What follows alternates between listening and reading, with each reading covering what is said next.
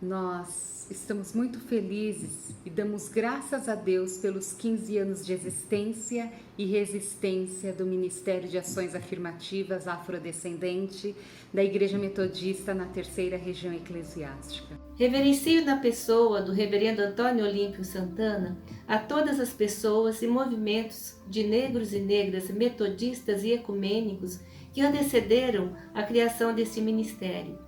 Lembrando que na década de 80 do século passado, Reverendo Santana, como secretário-geral de Ação Social da Igreja Metodista, fomentou a criação das pastorais de combate ao racismo da Igreja Metodista.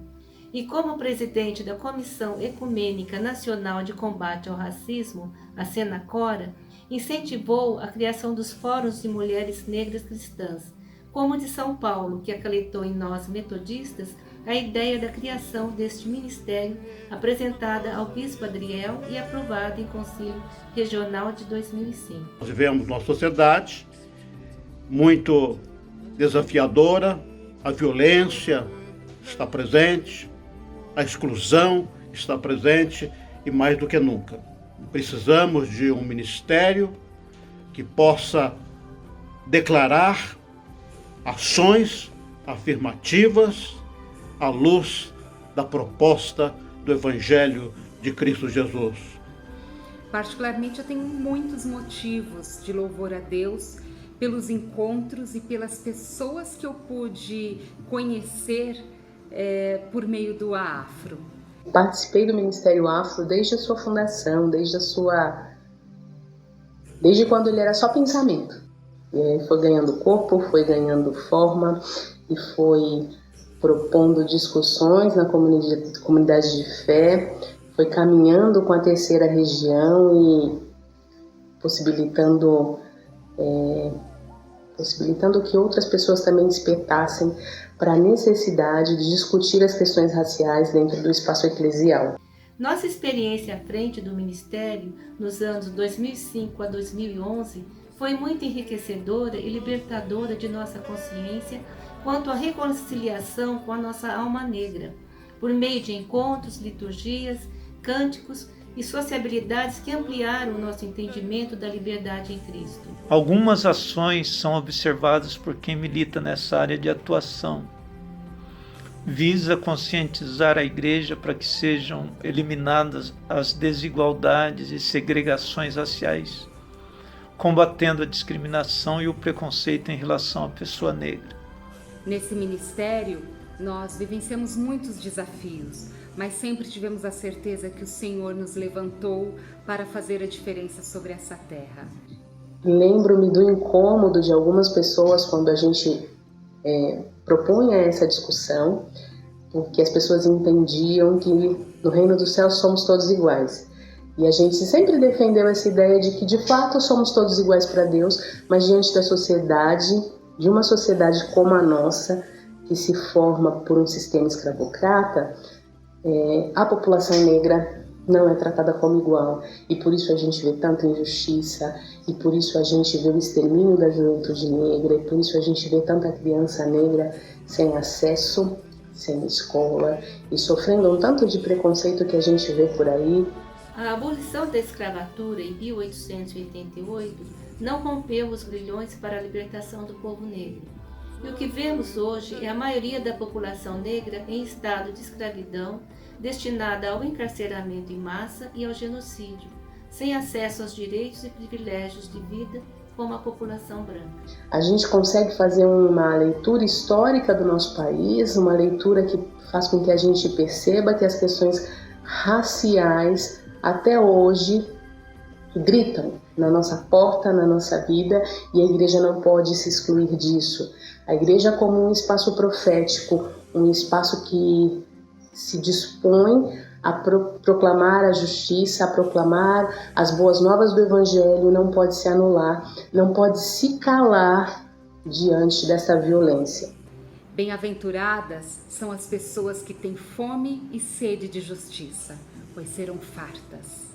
Um segundo desejo é provocar a Igreja no sentido de se posicionar favoravelmente para que haja maior participação das pessoas discriminadas na educação, na saúde, no emprego, na aquisição de bens materiais. Gálatas 5:1 afirma que foi para a liberdade que Cristo nos libertou e nos recomenda: permaneçam firmes, não se deixem submeter novamente a um jugo de escravidão. Para nós, descendentes de povos africanos, esse versículo tem um significado particular, porque temos a memória ancestral da liberdade vivida em África, com nações e sociedades organizadas com seus próprios costumes e compreensão de mundo e do sagrado. Durante o tempo em que eu atuei como membro no ministério, nós pudemos nos fortalecer mutuamente, estudando, dialogando e compreendendo os impactos do pecado do racismo nas nossas vidas e na nossa comunidade de fé. O Ministério Afro nasce nessa perspectiva de agrupar o povo negro metodista e de dar visibilidade a essa questão, de promover igualdade, justiça e ações que pudessem trazer luz e vida para a nossa população afro dentro das comunidades metodistas. Quero que os nossos irmãos e irmãs metodistas entendam que toda a humanidade está no coração de Deus. Ela foi criada do pó da terra e retornará ao pó. Para mim, é significativa essa colocação bíblica, que demonstra que não somos nada sem a graça e sem a misericórdia de Deus. Eu não vejo Deus abrindo mão de ninguém. Como igreja, seguimos os passos de Jesus. Logo, somos responsáveis para que todos e todas tenham direito à vida. Jesus Cristo, no Evangelho de João, ele desafia, dizendo que ele veio para trazer vida, e vida em abundância. E o apóstolo Paulo coloca algo muito importante num contexto de exclusão cultural, que todos nós somos um em Cristo Jesus. Eu lembro dos olhares atravessados quando a gente trazia essas discussões, mas eu também lembro dos olhares acolhedores e curiosos dizendo, de fato a gente precisa discutir isso. Acreditamos que a libertação de Cristo nos move a resistir contra todo tipo de escravidão, quer seja espiritual, quer seja social. Daí a importância do Ministério de Ações Afirmativas ser o olhar libertador da Igreja, que rompe com o cristianismo embranquecido, que chegou até nós e inferiorizou e demonizou o jeito negro de ser. Eu espero que nessa celebração de aniversário do Ministério Afro, diante de todas as dificuldades, diante de tantos gritos e denúncias de racismo, de desigualdade que a gente vê na atualidade na nossa sociedade, faça com que outras pessoas dentro das nossas igrejas despertem para essas necessidades, a necessidade de discutir e trazer luz para essa situação. Esse tempo de celebração, eu deixo uma palavra de um líder muito importante, que é o marco do Ministério Afro, Nelson Mandela, dentro da luta no seu país, na África, em favor da vida. Ele disse: ninguém nasce odiando outras pessoas pela cor da sua pele, ou por sua origem, ou de sua religião. E ele acrescenta: para odiar as pessoas, precisam aprender.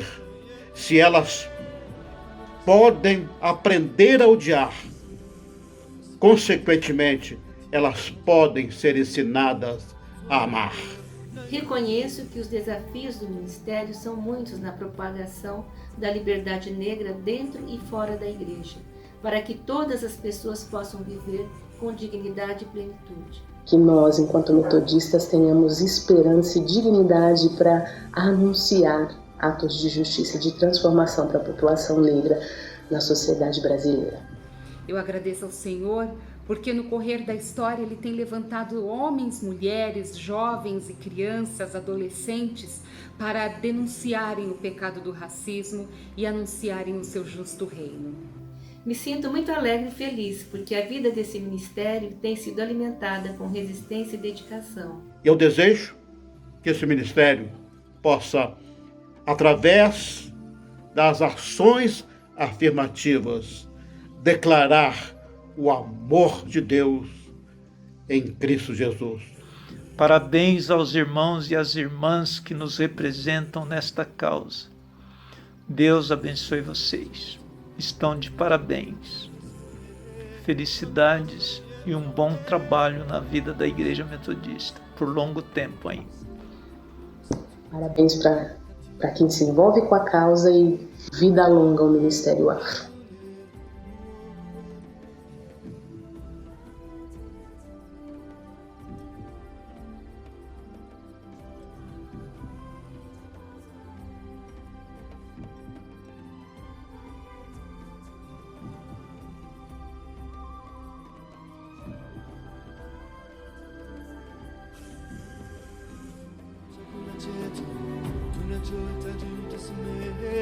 Makosa yetu